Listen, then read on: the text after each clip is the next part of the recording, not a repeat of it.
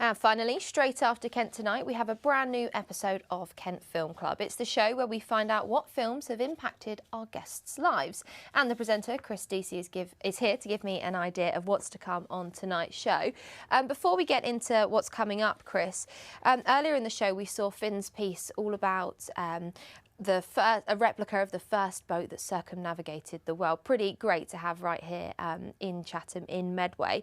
But it got us wondering in the newsroom, got us discussing, could we be inspired to watch a pirate-themed film tonight, perhaps? Well, it's funny you say that, because last night it's the 25th anniversary since Deep Blue Sea. So not really a pirate film, but it's all about underwater ocean, the water's sharks. there, yeah. So funny I saw that. Now, I'll be honest with you, 25 years ago, I didn't think it was that brilliant. To be honest, it did feel very generic. But how lovely to sort of watch a film back, and they're using literally like hard copy discs. So so it's not a film about pirates, or I suppose pirate copying is a completely different issue.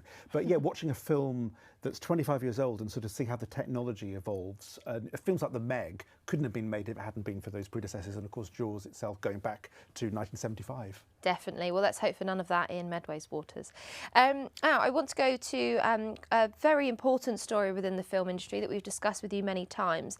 A survey of TV and film staff here in the UK has actually found that more than half are still out of work, and that's a year on from those infamous Hollywood strikes. Does this reflect just how challenging the industry can be? I suppose it's notorious for being a really difficult industry to get into and to stay in, but now a year after those strikes, more than half here in the UK. Because we thought last year that there were glimmers of hope when the strikes, and of course there were the two Hollywood unions that were on strike, and they were resolved by the end of the year. And so it's, I mean, to see that as well, particularly ethnic minority and disabled actors as well, people in the industry have been particularly affected by this.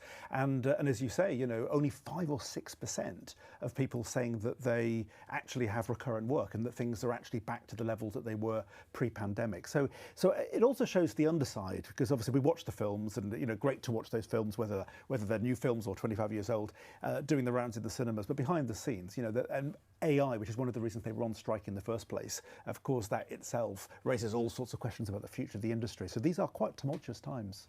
And the knock-on effect it has here in the UK, but here in Kent too, even. We look at the Kent Film Office and how that's impacted.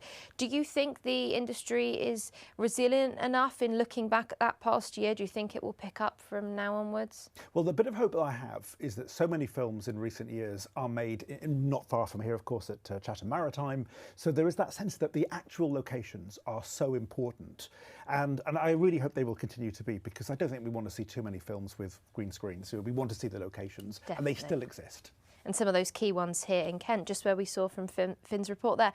And finally, what's coming up in tonight's episode of Kent Film Club? Well, we have Leo Batchelor, and amazing, because she's very local.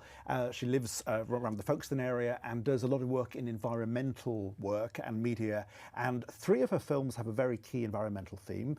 Some of them are documentary based. And also she chooses a Darren Aronofsky film. Now Darren Aronofsky has come up quite a lot in Kent Film Club. In fact, next week's episode as well may have one as well. But Requiem for a Dream, if I'm allowed to give that one away. So a wonderful film, and Leo is very energetic and passionate about film and documentaries. Definitely. We spoke to her plenty of times on the show. She's a great one to watch. Thank you very much, Chris. Thanks, Abby.